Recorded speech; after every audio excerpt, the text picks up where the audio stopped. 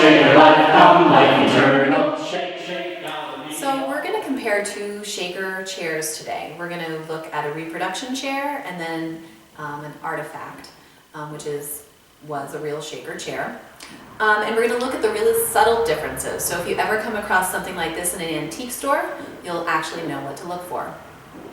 So, for instance, on this side of me is the reproduction chair. On this side of me is the artifact. How can you tell the difference?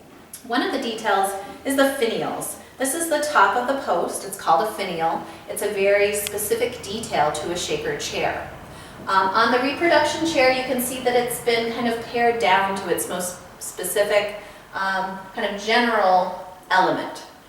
It's just a very general finial, whereas on the artifact, you can see that there's a very slight bump here, which is an indicator that it came from a certain community. In this case, probably the MacLachlan in New York community.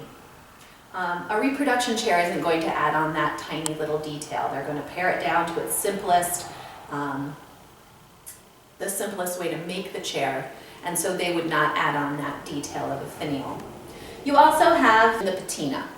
There are also wonderful details of shaker chairs that if you know what to look for, you'll be able to pin it right down. What the shakers did was they often added scribe marks to their chairs and to other pieces of furniture so that the creator would know where to add in their pieces. So you can see very light scribe marks. They're just little lines where the chair maker just rounded the posts a little bit, and that's how he knew where to put his back slats. This is called a ladder back chair. This is very common, but what the shakers did is they adjusted the form of the ladder back chair just slightly to make it a little bit more comfortable, and they also added a very simple design element, but if you find one of these, it is a great find in an antique store. Shake your life down like eternal, shake, shake, now